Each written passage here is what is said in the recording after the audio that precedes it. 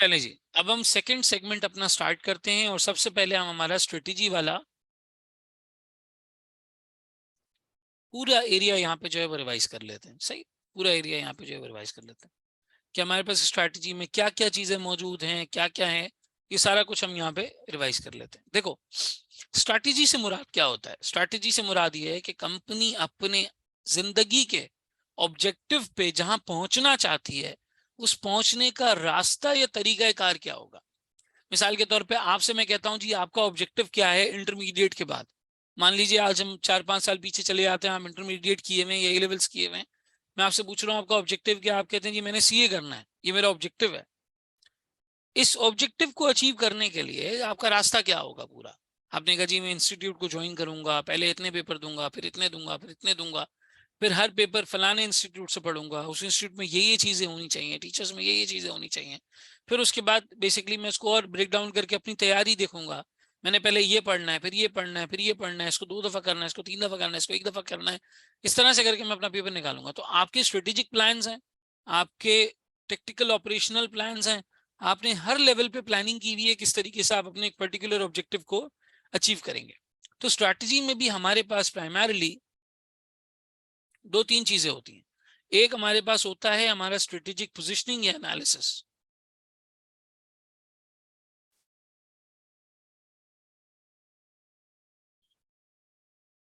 और दूसरा जब हम ये डिसाइड कर लेते हैं कि हमने किस तरह का काम करना है, तो यहां पे सवाल आता है strategic choice. Strategic positioning is क्या करना है, what to do,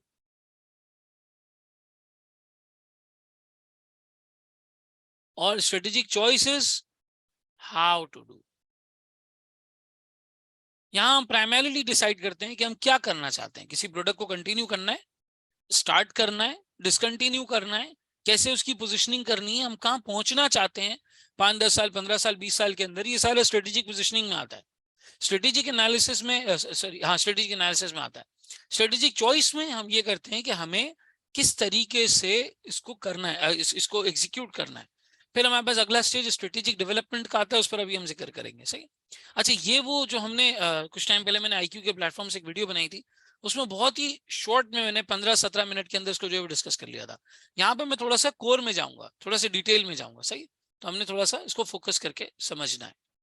so strategic positioning analysis में क्या होता है, हम सारा का सारा एक्सटर्नल एनालिसिस करते हैं। एंड व्हेन वी से एक्सटर्नल एनालिसिस, हमारे पास क्या आता है? हमारे पास चंद एक चीजें आ जाती हैं।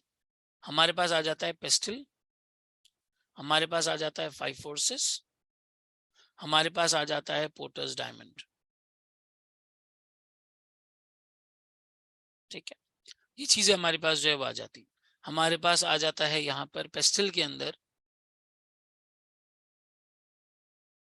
हर तरीके का analysis, politically, environmentally, socially, technologically, economically और लीगली, ये सारी चीजें आ जाती हैं। हम पेस्टल के थ्रू ये एनालाइज करते हैं कि किसी पर्टिकुलर प्रोडक्ट के अंदर या किसी पर्टिकुलर कंट्री के अंदर हमें एंटर होना चाहिए या नहीं होना चाहिए।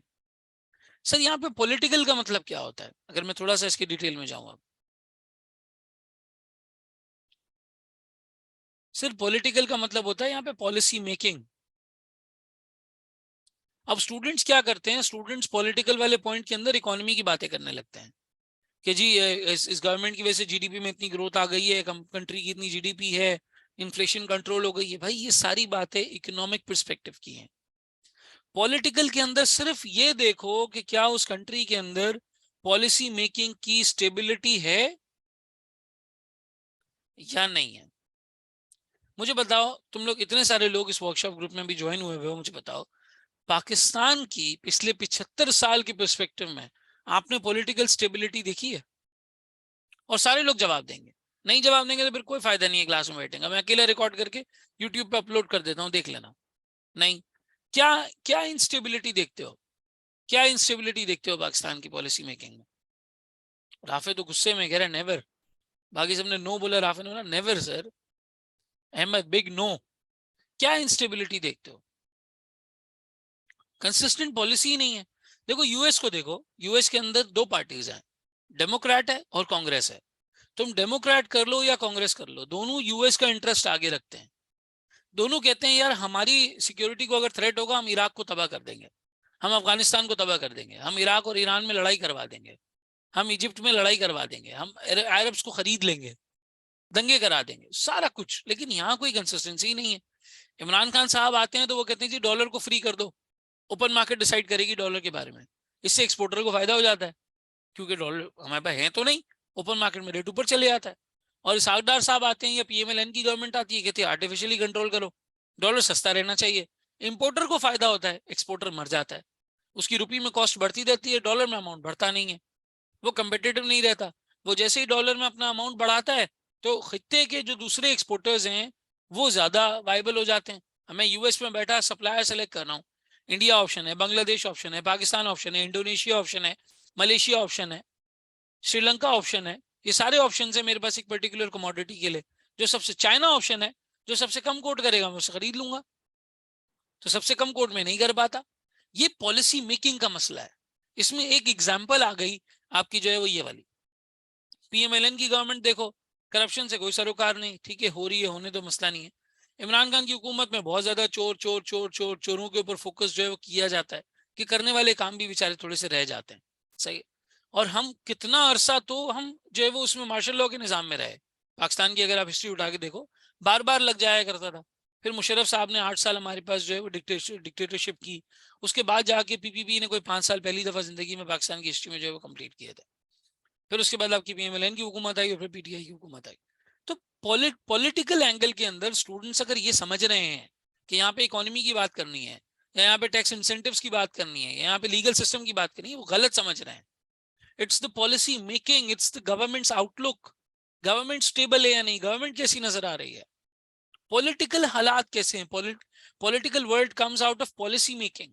पॉलिसी मेकिंग के पर्सपेक्टिव से कैसा है ये मुल्क, पॉलिसी के पर्सपेक्टिव से कैसा है, ये वाली चीजें इसके अंदर आती हैं सारी।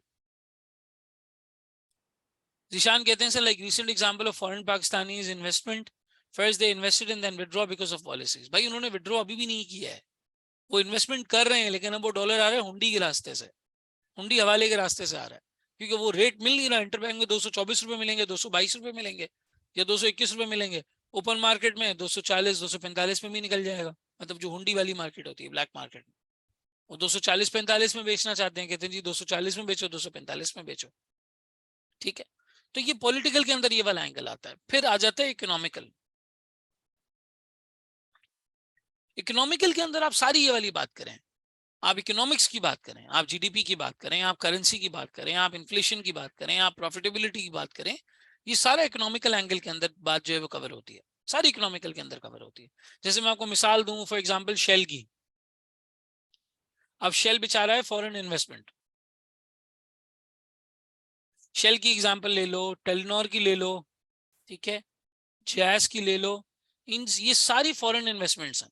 अब फॉरेन इन्वेस्टमेंट का कमाल देखना पाकिस्तान के अंदर कैसा जबरदस्त कमाल होता है।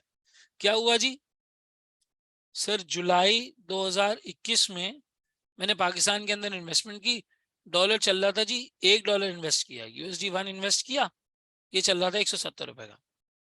बेहतरीन, मेरी कंपनी ने बहुत मेहनत की सर, बहुत मेहनत की, इसको 20% से ग्रो करा दिया, 20% से ग्रो करा दिया, करवाओ सर। अगर मैं 170 को 20% से ग्रो करवाता हूं तो मेरे पैसे हो गए जी 204,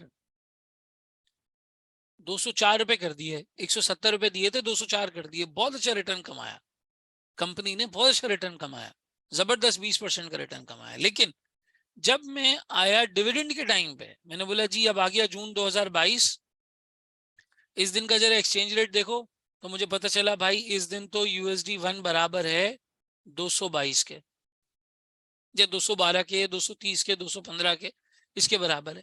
यानी मैं 222 के टर्म्स में अगर देखूं, 222 के टर्म्स में, तो मैं $1 भी वापसी नहीं ले पाया, $1 भी वापसी नहीं ले पाया। अब जो मेरे 204 थे, इसको आप 222 से डिवाइड करो तो दिस बिकम्स 0.9 USD। ये है इकोनॉमिक एनालिसिस कि मैं जो $1 इन्वेस्ट कर रहा हूं, बहुत मेहनत करने के बाद भी क्या मैं वो $1 बाहर निकाल पाऊंगा? चे जाए कि मुझे इस पर प्रॉफिट मिले, $1 के $2 होते तो मेरा प्रॉफिट होता, यहाँ तो $1 का 0.9 हो गया और कंपनी कह रही है हमने तो परफॉर्म किया है, आप इंडस्ट्री के रिजल्ट उठा के देख लो, हमारे उठा के देख लो, हमने 20% कमाया है इसके ऊपर, और 20% रिटर्न अच्छा ही रिटर्न कहलाता है, अच्छी एक आरओआई कहलाती है, रिटर्न इन्वेस्टमेंट कहलाता है। तो जब इतना सब कर लिया तो फिर डॉलर टर्म्स में तो कंपनी नुकसान में है। ये जितनी एमएनसीज यहाँ पर हैं, ये आने से डरती इसीलिए क्योंकि उनका इस तरीके से हालात बुरे हो जाते हैं, ये मसला होता है। अच्छा, चाइना की एग्जांपल ले लो, चाइना इकोनॉमिक पर्सपेक्टिव से कैसा है, एक्सपोर्टर की जीत है वहां, वो अपने हाथ से अपनी करेंसी को डिप्रिशिएट कर देते हैं। तो इन्वायरमेंट इकोनॉमिकल के अंदर ये वाली सारी चीजें आती हैं, सही। फिर आ जाता है तुम्हारा सोशल। सोशल के अंदर क्या आता है, थोड़ा आप लोग बताएंगे, कंट्रीब्यूट करेंगे यहाँ पे।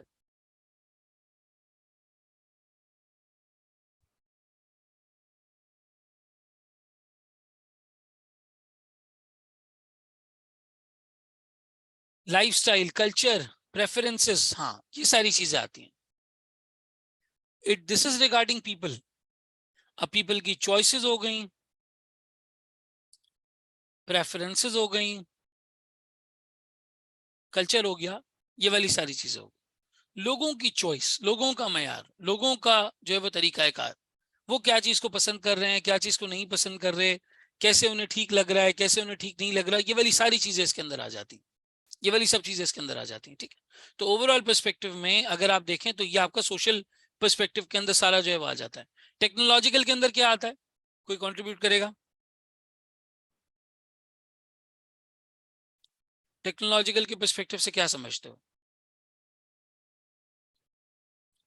हाँ देखें, ई कॉमर्स आया ना, ई कॉमर्स के अलावा और भी चीजें यहाँ पे टेक्नोलॉजिकल पर्सपेक्टिव से देखी जाती हैं। वो ये देखी जाती है कि भाई कितने डेवलपर आपके पास जो है वो मौजूद हैं, कितना रिच आपका जो है वो कल्चर है in terms of the persons जो अच्छे होते हैं, या इनोवेशन किस तरह की है, या ऐसे इंजीनियर्स, ऐसे सॉफ्टवेयर के एक्सपर्ट्स, ऐसे कोडिंग वाले लोग, प्रोग्राम राइटर्स, ऐसे लोग मिल जाएंगे या नहीं मिलेंगे। लोग कितने वेल वर्स्ड हैं विद द टेक्नोलॉजी, लोग कितना ज्यादा एआई को, मशीन लर्निंग को, टेक्नोलॉजी को अडॉप्ट करना चाहते हैं, कितना ज्यादा लोग इस चीज को लेकर जो है वो आगे बढ़ना चाहते हैं। पाकिस्तान का टेक्नोलॉजिकल व्यू क्या है आपके जहन में, कोई बताएगा। थोड़ी सी टेस्टिंग यहाँ पे समझ आए ना आप लोगों की।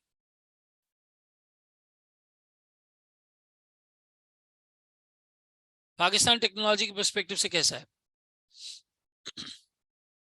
सर पोटेंशियल बहुत है, लेकिन चीजें फराहम नहीं हुई हैं। आपको पता है गांव देहात में वो हारी जो बड़ी मुश्किल से अपनी फसल भी लगाता है ना, वो भी मोबाइल लेना चाहता है, मोबाइल वो भी लेना चाहता है, उसके बच्चे भी लेना चाहते हैं।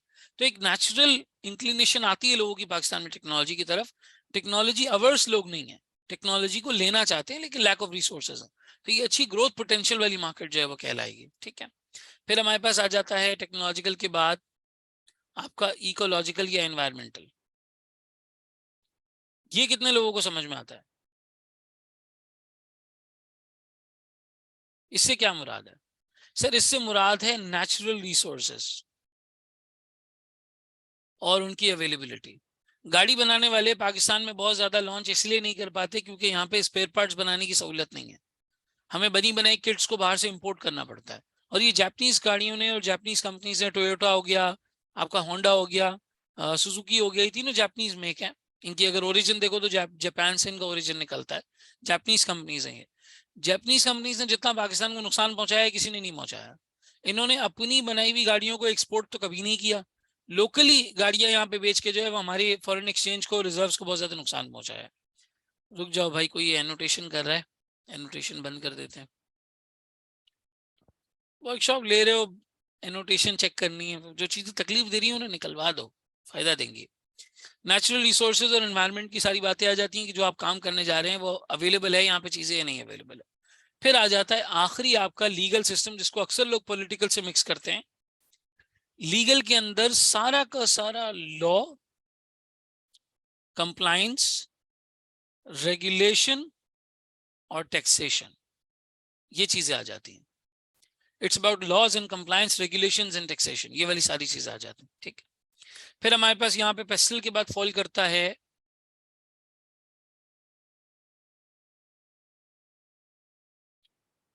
Five forces. अगर फाइव फोर्सेस देखो तो सर फाइव फोर्सेस के अंदर हम इसी चीज को चेक करते हैं बेसिकली। एक मिनट दीजिएगा भाई, ये फिर किसी ने स्क्रीन पे लिख दिया है।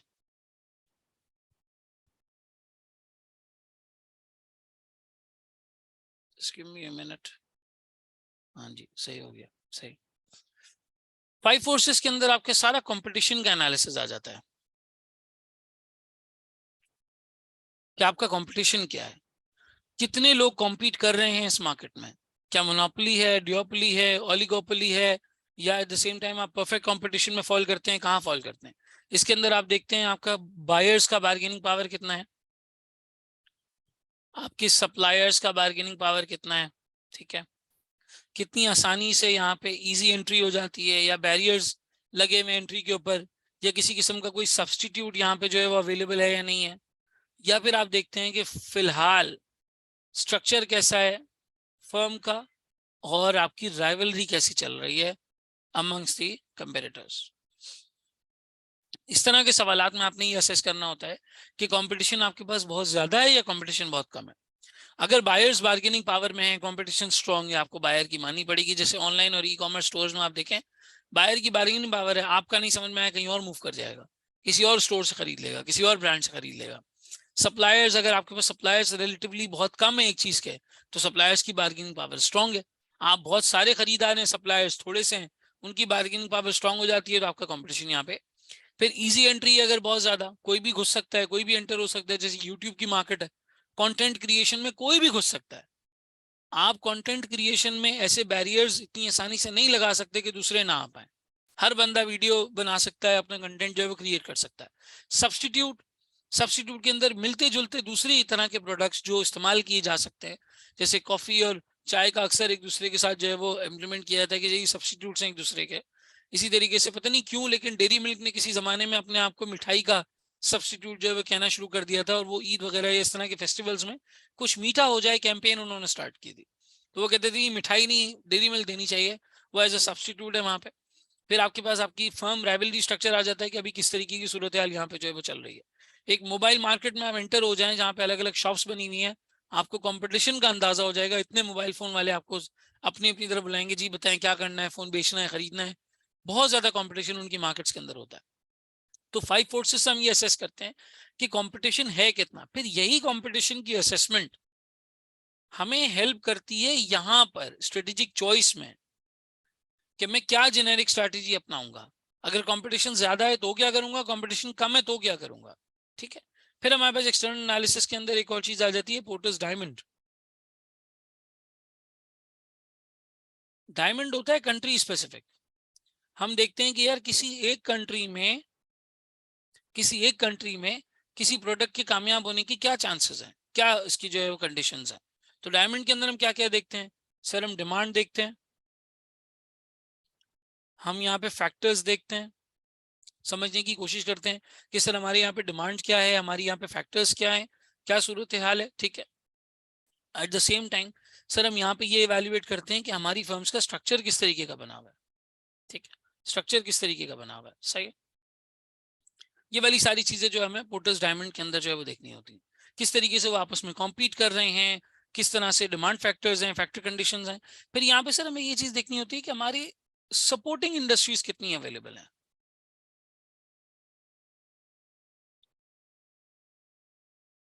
अगर सपोर्टेड इंडस्ट्रीज हैं तो फिर वो चीज जो है वो कामयाब हो सकती है, बहुत सारी चीजें आपस में जाके मिल जाती हैं।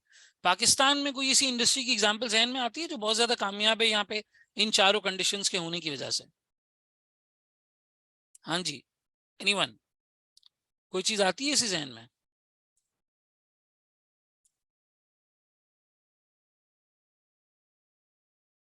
Textile, agriculture.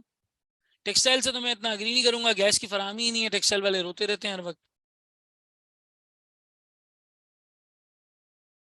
एग्रीकल्चर है सर, एग्रीकल्चर में हमारे पास फर्टाइल लैंड भी है, हमारे पास फर्टिलाइजर की इंडस्ट्री भी है, हमारे पास जो है वो यानी कि लेबर फोर्स और वर्क फोर्स भी है, हमारे पास वो लाइफ स्टॉक यानी वो जानवर भी हैं जो खेतों में काम करते हैं, ठीक है।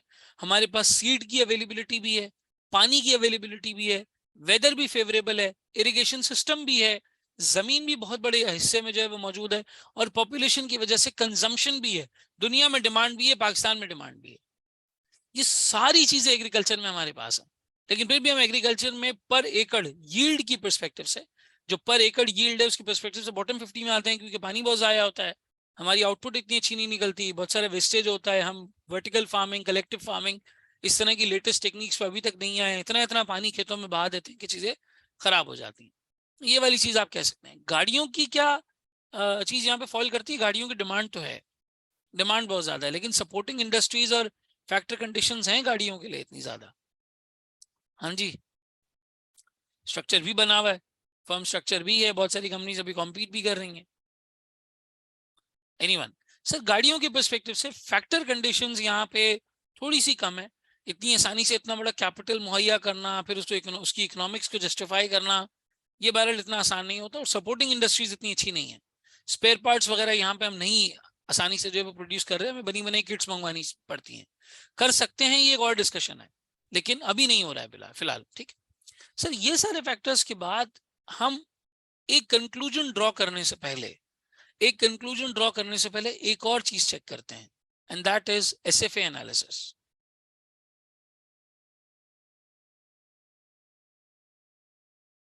क्या किसी को ये पता है कि एसएफए एनालिसिस क्या होता है?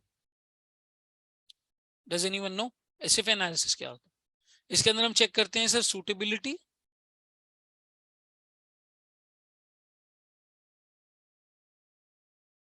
Feasibility and acceptability. आपने एनवायरनमेंट स्टडी किया, आपको एनवायरनमेंट अच्छा लगा, आपको कंपटीशन मुनासिब लगा, आपको कंट्री भी सूटेबल लगी काम करने के लिए, अब आप उस चीज में एंटर होना चाह रहे हैं, आखिरी चेक होगा आपका एसएफए एनालिसिस का। जीशान कहते हैं it's about suitability, feasibility, acceptability. हाँ ठीक है, लेकिन इसका मतलब पता है किसी को? सूटेबिलिटी से मतलब क्या है? किस चीज को सूट करेगा वो? सूटेबिलिटी तो होंगे, किसी चीज को सूट करेगा, किसको सूट करेगा? What is suitability? एनीवन, कोई बता सकता है यहाँ पे? अब देखें, अगर इसका मतलब ही नहीं पता लोगों को तो सवाल कैसे अटेम्प्ट करेंगे? सूटेबिलिटी में आया डिमांड ऑफ पीपल, नहीं, एक्सट्रीमली रॉन्ग। सफिशिएंट फाइनेंसिंग, नहीं। सूटेबिलिटी का मतलब ये है ही नहीं। कंपनीज स्ट्रैटेजी, मोशन कुछ कुछ पहुंच गए हो। माइक पे बोलो ना, कोई आवाज सुनने में मसला थोड़ी है, हम कोई पर्दा थोड़ी करते हैं आपस में। माइक पे सुनाए, बात नहीं कर सकते क्या आप लोग? मैंने माइक की इजाजत दी हुई है। मोहसिन कुछ हद तक सही पहुंच गया है। सर कोई चीज आपके लिए सूटेबल तब है, नहीं मिनहाल ये भी नहीं है, नहीं। देखो, आपके लिए कोई चीज सूटेबल तब है जो आपके लॉन्ग टर्म विजन और लॉन्ग टर्म मिशन में फॉल करता हो, अलाइन करता हो।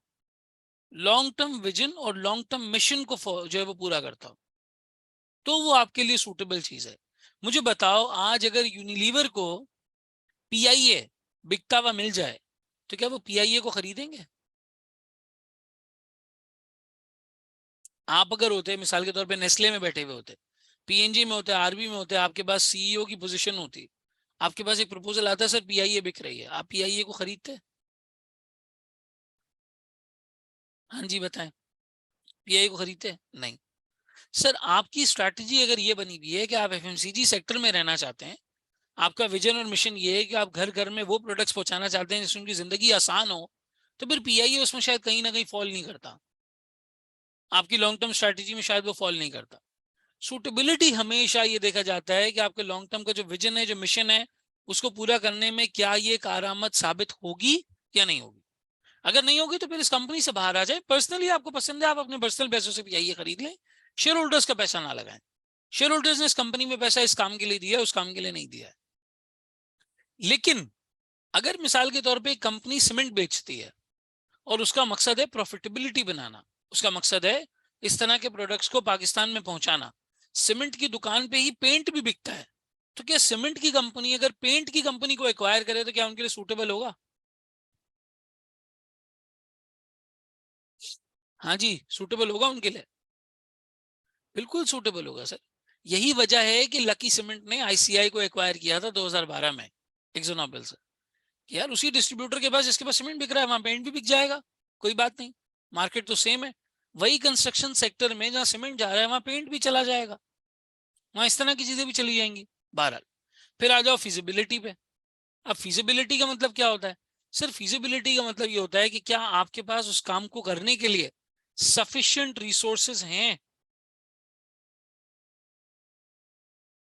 या नहीं है, सफिशिएंट रिसोर्सेज हैं या नहीं है। और फिर एक्सेप्टेबिलिटी में यह आता है कि सर आपके शेयर होल्डर्स या आपके स्टेक होल्डर्स इसको एक्सेप्ट करेंगे या नहीं करेंगे।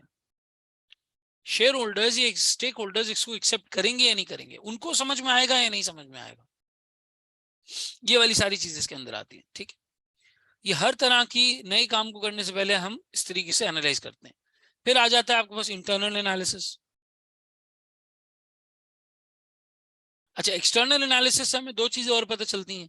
एक्सटर्नल से हमें पता चलता है अपॉर्चुनिटीज और थ्रेट्स, और इंटरनल से हमें पता चलता है स्ट्रेंथ्स और वीकनेसेस। तो स्वॉट एनालिसिस है ना इस पूरी एक्सरसाइज का, स्ट्रेटेजिक पोजिशनिंग का और स्ट्रेटेजिक एनालिसिस का निचोड़ है। पूरा आप इसका सब कर लें, कंसाइज कर लें, तो एंड में पता चलता है कि जी स्ट्रेंथ्स वीकनेसेस क्या है और अपॉर्चुनिटीज और थ्रेट्स क्या है।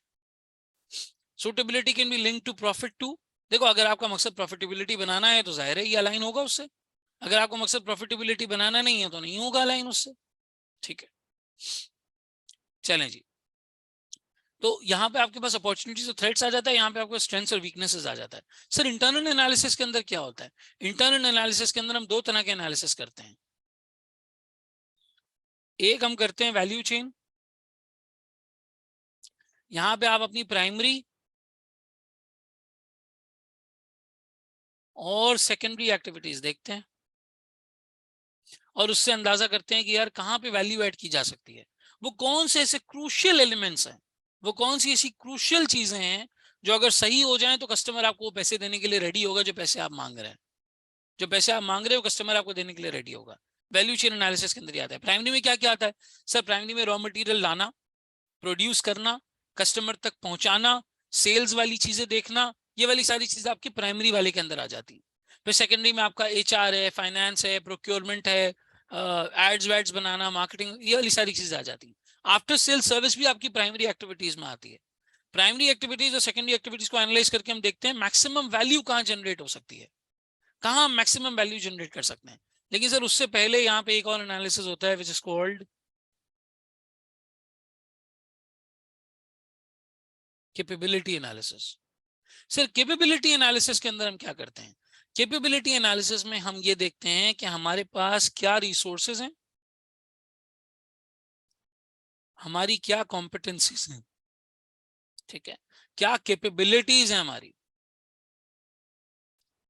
हमारे पास कौन से वसाइल हैं, कौन सी स्किल्स हैं, क्या हम अच्छा बेच सकते हैं। ये बेसिकली यहाँ पे हमें इवैल्यूएट करना होता है। अब देखो इसके अंदर अक्सर स्टूडेंट्स को, आप लोग मुझे बताएं कि आप लोगों को समझ में आता है कि कंपेटिटिव एडवांटेज किसको कहते हैं? कोर कॉम्पिटेंस और थ्रेशोल्ड कॉम्पिटेंस में डिफरेंस क्या होता है, किसी को समझ में आता है? अगर कोई माइक पे भी बताना चाहे तो बता सकता है। थोड़ा इंटरेक्टिव रखोगे तो लोगों का दिल लगा रहेगा। आई एम वेरी श्योर लोगों को इसका डिफरेंस नहीं पता। आपको क्रिटिकल सक्सेस फैक्टर, KPI और कंपेटिटिव एडवांटेज, इन चीजों का फर्क समझ में आता है? यही सारी टर्म्स एक जैसी लगती हैं। कंपेटिटिव एडवांटेज और सस्टेनेबल कंपेटिटिव एडवांटेज में फर्क समझ आता है?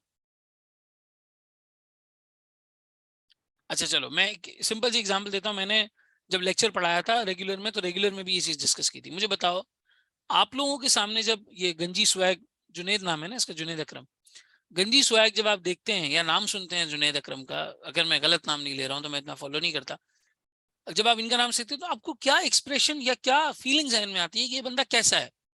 Why do you remember him? What do you remember him for? उसकी कौन सी ऐसी चीज है जिसकी वजह से आप उसको याद करते हैं, या अगर आप उसको पसंद करते हैं तो आप पसंद करते हैं? मिसाल के तौर पे एग्जैक्टली सेंस ऑफ ह्यूमर। बिल्कुल सही जवाब दिया मोहसिन ने। Sir sense of humour. लेकिन मुझे बताओ, यूट्यूब पे वीडियो बनाने के लिए या पॉडकास्ट करने के लिए क्या उसके पास कैमरा नहीं है? बिल्कुल है। क्या एक मुनासिब शक्ल नहीं है? बिल्कुल है। क्या एक मुनासिब आवाज नहीं है? बिल्कुल है। क्या उसकी पब्लिक स्पीकिंग में थोड़ा कॉन्फिडेंस नहीं है? बिल्कुल है। बातचीत तो कर सकता है, सारी चीजें, एडिटिंग थोड़ी मुनासिब हुई हुई है, बातचीत थोड़ी मुनासिब तरीके से कर रहा है, शक्ल थोड़ी सी देखने लायक है, ये 4-5 चीजें हैं। लेकिन यही सब चीजें तो इरफान जुनीजो में भी है। तो क्या आप इरफान जुनीजो को वैसे ही याद रखते हैं जैसे आप जुनेद अकरम को याद रखते हैं? जब इरफान जुनीजो की बात आपके जहन में आती है तो उस वक्त आपके जहन में क्या ह्यूमर आता है या कुछ और आता है? हाँ जी, इरफान जुनीजो के जब आप नाम सुनते हैं, या कोई भी फॉर दैट मैटर आपका कंटेंट क्रिएटर हो, तो आपके जहन में क्या चीज आती है? इरफान जुनीजो की जो कंपेटिटिव एडवांटेज है, जो चीज उसे मार्केट में आउटस्टैंड करती है दूसरों से, वो उसका ह्यूमर नहीं है, वो उसकी स्टोरी टेलिंग का आर्ट है। एक्सीलेंट, एक स्टूडेंट ने जवाब दिया, सर स्टोरी टेलिंग का आर्ट है। वो स्टोरी बहुत ही स्मूथ तरीके से बताता है, और उसमें video quality, editing, sequential events, एक के बाद दूसरा, दूसरे के बाद तीसरा, तीसरे के बाद चौथा, ये आ रहा होता है। तो कामयाब जुनेद अकरम भी है कंटेंट क्रिएशन में, कामयाब इरफान जुनीजो भी है, but at the same time इसको आप ह्यूमर के लिए याद रखते हैं, या आप ह्यूमर से ज्यादा, अगर मैं अगले सही वर्ड पे आऊं तो सटायर, वो तंज बड़ा अच्छे अंदाज से करता है। ऐसे तंज करता है कि आपको हंसी भी आ जाती है और बात भी कम्युनिकेट हो जाती है, सबक भी सिखा जाता है, वो बात भी कम्युनिकेट हो जाती है, लोग हंसते रहते हैं। तंज बड़ा अच्छे तरीके से करता है, उसका सटायर या तंज करने का जो एक अंदाज है वो बहुत ही यूनिक है, बहुत ही अलग है। इरफान की बात करो तो तंज ताने नहीं करेगा किसी के ऊपर, वो स्टोरी टेलिंग करेगा। वो माशरती मसलों पे बात नहीं करेगा, वो डिस्कवरी, एडवेंचर, इस तरह की चीजें जो है वो डिस्कस करेगा। और फिर उसके बाद उसका जो स्टोरी टेलिंग का आर्ट है, वो लोगों के दिमाग में वो बात उतार देता है। तो भाई कुछ रिसोर्सेस और चीजें ये सारी आपकी होती हैं बेसिक, बेसिक को कहते हैं थ्रेशोल्ड। थ्रेशोल्ड और मैंडेटरी सबके पास होनी चाहिए ये, but at the same time कुछ होती हैं आपकी यूनिक। जो यूनिक कैपेबिलिटीज होती हैं, यूनिक कैपेबिलिटीज होती हैं, वो बनती हैं आपकी competitive advantage.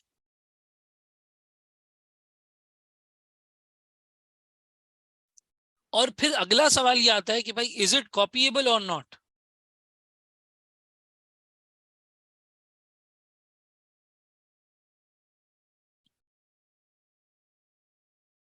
Can anyone copy it in the long term?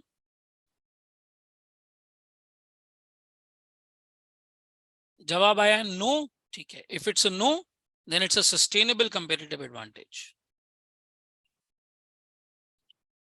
अब ये बन जाएगा सस्टेनेबल कंपेटिटिव एडवांटेज। कंपनी में decide to outsource the threshold activities, बिल्कुल ऐसा ही है। आप चाहें इस पे फोकस करें, चाहें इसको आउटसोर्स कर दें, बेसिक चीजें आपकी आपको मिल जाएंगी। ये कैसे पता चलता है सर? ये वैल्यू चेन एनालिसिस से पता चलता है। वैल्यू चेन का मकसद ये होता है कि आप वो चीज पता करो जो सबसे ज्यादा आपकी यूनिक है, सबसे ज्यादा आपकी यूनिक है। मुझे बताओ केएफसी का सबसे यूनिक फैक्टर क्या है? When you here about KFC, KFC का सबसे यूनिक फैक्टर क्या है? Why KFC is so famous among people? KFC ले लो फॉर दैट मैटर, या कोई भी इस तरह की फास्ट फूड चेन ले लो आप, ब्रॉडवे हो गया, केएफसी हो गया, बर्गर लैब हो गया, ये चीजें जो कराची, लाहौर, इस्लामाबाद में काफी वो है। लेतिशिया कहती है टेस्ट, हाँ जी, टेस्ट की वजह से मशहूर है वो। उजैर कहते हैं चिकन, फूड क्वालिटी। जिंगर की वजह से फेमस है। सर वो जिस प्राइस में जिंगर दे रहा है ना, वो उसकी वजह से मशहूर है। वो जिस प्राइस में जिंगर दे रहा है, वो उसकी वजह से मशहूर है। अगर यही जिंगर वो 1500 रुपए का देना शुरू कर देना हार्डीज की तरह, हार्डीज भी बर्गर ही बेच रहा है, नाम केएफसी ने जिंगर रख लिया है, हार्डीज ने कुछ और रख लिया है। हार्डीज 1200-1300 रुपए का बर्गर दे रहा है, यहाँ पर आपको जिंगर थोड़ा सा कम प्राइस में मिल जाता है। केएफसी इस वजह से बहुत ज्यादा मशहूर है। मैं पाकिस्तान कॉन्टेक्स्ट की बात कर रहा हूँ, कराची कॉन्टेक्स्ट की बात कर रहा हूँ। सर वो प्राइस कैसे कम कर पाता है? Marriott on the other hand, अगर मेरियट पीसी की बात करो, मूव एंड पिक की बात करो, वहां पे आपको एक प्रीमियम इन्वायरमेंट मिलता है, बहुत ही प्रीमियम इन्वायरमेंट होगा, टेस्ट बेकार होगा। तो जो कॉर्पोरेट मीटिंग्स होती हैं, उनको पता होता है खाना अच्छा नहीं है, फिर भी कॉर्पोरेट मीटिंग्स वहां पर होती हैं, क्योंकि वहां खाना मकसद नहीं होता, वहां पे बैठ के बात करना मकसद होता है। वहां पे वो रॉयल आउटलुक देना होता है आपको, अपने गेस्ट को या क्लाइंट को या अपने कस्टमर को या अपने सप्लायर को या अपने शेयर होल्डर्स को। तो इसलिए आप उनको वहां पर बुलाते हैं, अपने डायरेक्टर्स को। कौन है पाकिस्तान में जो बोल देगा जी पीसी और मेरियट का खाना अच्छा है? कोई भी नहीं मानता इस बात कि पीसी और मेरियट का खाना अच्छा है। लेकिन क्यों वहां पे लोग जाते हैं, क्यों वहां पे कॉर्पोरेट मीटिंग्स होती हैं? क्योंकि उनका जो कोर कॉम्पिटेंस है वो इन्वायरमेंट है, वो रॉयल्टी है जो वो लोगों को दे रहे हैं, वो रॉयल इन्वायरमेंट है जो वो लोगों को दे रहे हैं। इट्स नॉट लाइक कि आप बोलें कि यार ये जो है वो फूड क्वालिटी की वजह से लोग वहां पे जाते हैं या टेस्ट की वजह से वहां पे जाते हैं। केएफसी में लोग बहुत ज्यादा फूड क्वालिटी या टेस्ट की वजह से नहीं जाते, अफोर्डेबिलिटी की वजह से जाते हैं। केएफसी वो चीज उस प्राइस में बेच रहा है कि आप आराम से अपनी जेब पे उसको अफोर्ड कर सकते हैं, तो आप वहां चले जाते हैं। और एक वास्ट मेजोरिटी है पाकिस्तान की जो उसको अफोर्ड कर सकती है, तो वो चली जाती है। अब देखिए उन्होंने जिंगर ट्रायो निकाल दिया था 1250 रुपए में, एक पेप्सी 3 जिंगर। अब 3 दोस्त अगर साथ बैठ के मैच देख रहे हैं, तो वो आराम से 1250 रुपए में मंगवा सकते हैं। 200-400-500 रुपए एक बंदे के हिस्से में आएंगे। और अगर कोई एक भी बिल देगा तो उसकी जेब पे भी इतना भारी नहीं होगा। उन्होंने फ्राइज एलिमिनेट कर दी है, उन्होंने दूसरी इस तरह की चीजें उसके अंदर से एलिमिनेट कर दी। एक ड्रिंक आएगी, 3 सिंगर आएंगे, तीनों का मैच निकल जाएगा। ये मैच की डील थी ना। एक्सट्रीम डुओ बॉक्स देख लो आप, इतनी चीजें उसके अंदर है, 1200 रुपए की डील है, आ जाती है दो लोगों के एम्बिट में। दो दोस्त अगर सैटरडे को मिल रहे हैं, बैठ के डाइन इन करना चाह रहे हैं, तो आराम से कर सकते हैं। 4-5 दोस्त मिल रहे हैं, आराम से कर सकते हैं, किसी एक की जेब पे इतनी बड़ी हिट नहीं आएगी। ये केएफसी को कहाँ पता चला? केएफसी को ये वैल्यू चेन एनालिसिस में पता चला कि भाई हम अगर यहाँ पे ये वाली चीज सस्ती प्रोड्यूस कर लेंगे ना, तो बड़ा इजी हो जाएगा। लेकिन फिर दूसरी तमाम एक्टिविटीज को साइड कर देते हैं। आप मुझे बताओ, आप केएफसी जाते हो, आपको वैल्यू पार्किंग वाला मिलता है? नहीं मिलता। आपको दरवाजे पे कोई दरवाजा खोलने वाला वॉचमैन मिलता है? अमूमन नहीं मिलता। आप अंदर जाते हैं, ऑर्डर आप खुद प्लेस करते हैं, अपना ऑर्डर पिक आप खुद करते हैं। सिर्फ एक दो अटेंडेंट्स होते हैं जो वहां पे घूम रहे होते हैं कि अगर कोई मसला आता है तो। ये सब चीजें पीसी में है, ये सब चीजें मेरियट में है, ये सब चीजें आपको रॉयल रेस्टोरेंट्स में और हाई एंड प्रीमियम रेस्टोरेंट्स में मिलेंगी, केएफसी में नहीं मिलेंगी। केएफसी ने अपनी प्राइमरी एक्टिविटीज में से इसको रिमूव कर दिया है और उसने टोटल फोकस किया है एक रीजनेबल मील कम प्राइस में। कोई बिल्कुल जबरदस्त किस्म का टेस्ट नहीं है केएफसी का। एट एनी गिवन डे अगर मुझे कोई टेस्ट की बात करेगा, मैं कुलाची जाऊंगा, कबाबजीज जाऊंगा, या इस तरह के इस्लामाबाद में मिसाल के तौर पे मुनाल है, उसका खाना जो है वो अच्छा होता है, मुनासिब होता है, मैं वहां पे जाऊंगा। मुझे टेस्ट मिल रहा है, मुझे प्रीमियम मिल रहा है, मुझे रॉयल जो है वो माहौल मिल रहा है। एक चीज कराची में दो दरिया के साथ है बिल्कुल, वहां मुनाल में बिल्कुल वो हाइट पर है, पहाड़ के बिल्कुल उसके ऊपर पीक पर, वहां पे जाके जो है आप उसको एंजॉय करते हैं, वो व्यू के सारे जो है वो पैसे होते हैं। तो ये वैल्यू चेन की बातें हैं। आपको वैल्यू चेन से पता चलता है कि आपका सक्सेस फैक्टर फॉल कहाँ करता है। केएफसी भी सक्सेसफुल है और मेरियट भी कोई नुकसान में नहीं है, पीसी भी कोई नुकसान में नहीं है। वो जो चीज बेच रहे हैं अपनी वैल्यू चेन के हिसाब से बेच रहे हैं, अपनी कैपेबिलिटी और अपने एनालिसिस के हिसाब से बेच रहे हैं। केएफसी अपने हिसाब से बेच रहा है, मैकडोनल्ड्स अपने हिसाब से बेच रहा है, ब्रॉडवे अपने हिसाब से बेच रहा है। ब्रॉडवे ने स्ट्रेटेजिक डेवलपमेंट के लिए जो चीज सबसे ज्यादा बेहतर पाई वो फ्रेंचाइजिंग पाई। ब्रॉडवे ने बोला हर मोहल्ले में फ्रेंचाइज दे दो, हर मोहल्ले में फ्रेंचाइज खोल दो। मैकडोनल्ड्स को इसी तरीके से फ्रेंचाइजिंग के साथ साथ रियल स्टेट का आइडिया आया। उन्होंने बोला हम जिसको फ्रेंचाइज देंगे रियल स्टेट खरीद के देंगे। फाउंडर मूवी आप देखें। तो आपने देखना होगा कि आपका कोर कॉम्पिटेंस क्या है, आपकी कोर कंपेरेटिव एडवांटेज क्या है। क्या ये लॉन्ग टर्म में कॉपी हो सकती है? अगर ये कॉपी नहीं हो सकती तो फिर ये सस्टेनेबल कॉम्पिटेटिव एडवांटेज है। और अगर ये कॉपी हो जाएगी तो फिर आपका बिजनेस जो है वो एक सिमिलर बिजनेस बनने लग जाएगा, फिर आप इसको अपना कंपेरेटिव एडवांटेज नहीं कहते। ये फिर लॉन्ग टर्म में अगर सब इसको कॉपी कर सकते हैं तो ये एक थ्रेशोल्ड रिसोर्स बन जाएगा, या एक थ्रेशोल्ड कैपेबिलिटी बन जाएगी जो सबके पास है, कि भाई मिनिमम इतना तो चाहिए ही चाहिए, इतना तो करना ही करना है। क्योंकि बहुत लोग इसको कॉपी कर सकते हैं, बहुत लोग इस तरह की दूसरी चीज जो है वो बना सकते हैं। ठीक है जी। फॉन्डेंट केक्स की अगर मैं आपको एग्जांपल दूं, तो फॉन्डेंट केक्स जब शुरू शुरू में नए नए आए थे तो थोड़ी बहुत भी आप अगर डिजाइनिंग करके दे दें तो केक बड़ा मशहूर हो जाता था, चल जाता था। आज इतने लोग वो चीज करना सीख गए हैं वर्कशॉप्स की वजह से और कुछ लोगों की मेहनत की वजह से, इतने लोग वो चीज करना सीख गए हैं कि अब अगर बेसिक डिजाइनिंग कोई करके दे रहा है तो लोग कह रहे हैं भाई इसमें क्या आपने बड़ा काम किया, ये तो सब कर सकते हैं। आप कुछ इसके ऊपर अच्छा करके दिखाओ। तो अलग अलग तरीके के थीम्स डिजाइन जो शादियों वगैरह में केक्स बनते हैं, खाने के तो पता नहीं कितने लायक होते हैं नहीं होते हैं, ये भी नहीं पता, लेकिन लोग हजारों रुपए उन पर खर्च करते हैं उनके व्यू की वजह से। जो जो एक आउटलुक है जो नजर आ रहा है, और इन जो जो इवेंट होता है उसके हिसाब से उसका आउटलुक होता है, तस्वीरें बड़ी अच्छी आ जाती हैं, रॉयल लगता है बड़ा वो तस्वीर में। तो थिंग्स लाइक दैट। तो थ्रेशोल्ड वो बेसिक हैं जो सबके पास होती हैं, मिनिमम रिक्वायरमेंट।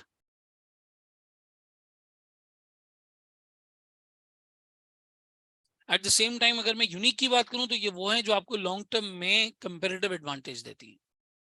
और आपसे अगर कोई पूछेगा कि भाई वो फैक्टर जो आपको कंपेरेटिव एडवांटेज देता है वो फैक्टर क्या कहलाता है, तो वो फैक्टर कहलाता है क्रिटिकल सक्सेस फैक्टर।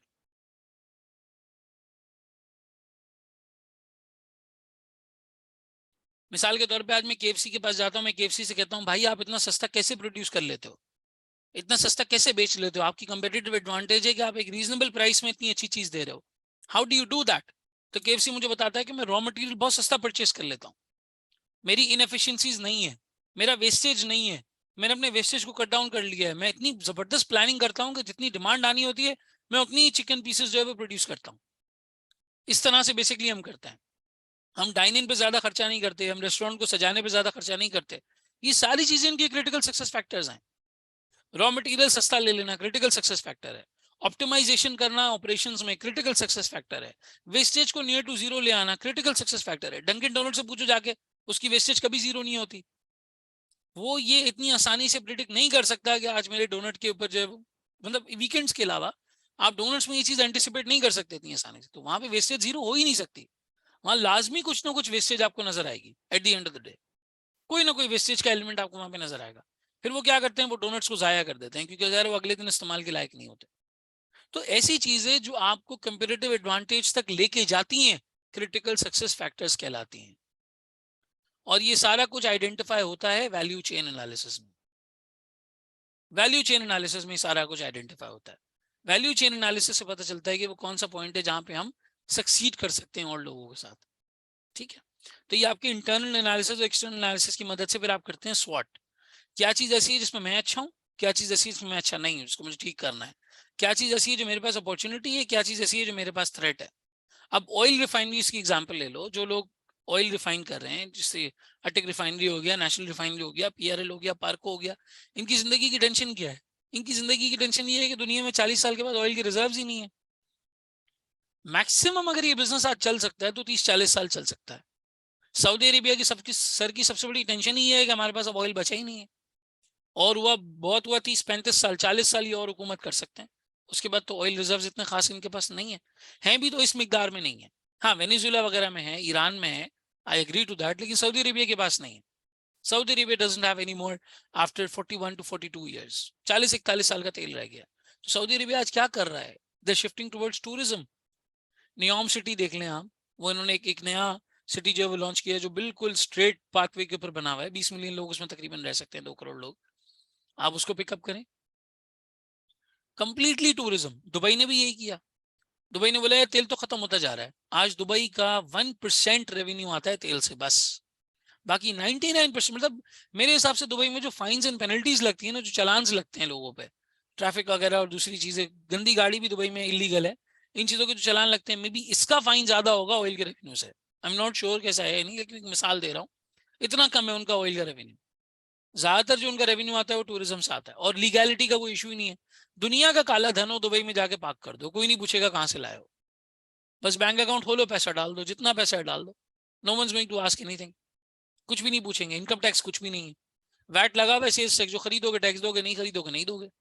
इनकम कमाई लेके चले गए मुल्क से बाहर, कुछ भी खर्चा नहीं किया वहां पे, कोई टैक्स नहीं है आपके ऊपर, लिटरली कोई टैक्स नहीं है आपके ऊपर। इनडायरेक्ट टैक्सेशन है वहां पे, इनडायरेक्ट लगती है 5% या 15% वैट लगता है जो भी चीज आप खरीदते हैं उसके ऊपर। तो कहने का मकसद ये कि टूरिज्म की तरफ शिफ्ट कर गए अपने कैपेबिलिटीज को एनालाइज करने के बाद, अपनी वीकनेसेस स्ट्रेंथ्स को एनालाइज करने के बाद, अपॉर्चुनिटीज और थ्रेट्स को देखने के बाद। यही रिफाइनरीज अगर आज प्लानिंग कर लें सोलर पे शिफ्ट होने की, तो ये बिजली प्रोड्यूस कर सकते हैं सोलर से, या ये सोलर की बैटरीज बना सकते हैं, या सोलर सेल्स बना सकते हैं, कोई भी इस तरह की चीज बना सकते हैं। 40 साल है इनके पास इस काम को करने के लिए। 40 साल में सुकून से इसकी प्लानिंग हो जाएगी, सब कुछ हो जाएगी। आप लोगों के पास जब सवाल आता है तो आप पिक ही नहीं कर पाते कि जो पॉइंट है वो क्रिटिकल सक्सेस फैक्टर है इटसेल्फ, या वो कंपनी की कंपेरेटिव एडवांटेज है। कंपेरेटिव एडवांटेज है कि आप कम प्राइस में प्रोड्यूस कर पा रहे हो, उसके पीछे जो रीजंस है वो क्रिटिकल सक्सेस फैक्टर्स है। और जो क्रिटिकल सक्सेस फैक्टर्स के पीछे आपका एनालिसिस है वो वैल्यू चेन एनालिसिस है। और जो वैल्यू चेन एनालिसिस के कंपोनेंट्स हैं वो प्राइमरी और सेकेंडरी है। ये पूरा इस तरीके से एनालाइज होता है, और फिर आप अपना आंसर ड्राफ्ट करते हैं। और जितने आंसर्स ड्राफ्ट करोगे उतना लिखना आएगा। अकाउंटिंग में तुमने 100 सवाल किए तो तुम आज क्लास में सवाल कर पा रहे हो या प्रिपरेशन में सवाल कर पा रहे हो। क्लासेस लेते हुए भी तुमने 100 सवाल किए, लेकिन क्या एसपीएम के किए हैं उतने सवाल? नहीं सर, वो तो छोड़े, एक्स्ट्रा तो छोड़े, जो क्लास में करवाए वो भी हमने नहीं किए हैं। मैं मेजोरिटी की बात कर रहा हूँ, आप में से जाहिर है कुछ लोग होंगे जिन्होंने किए होंगे। ठीक है, तो आपका सारा स्वॉट यहाँ पर होता है।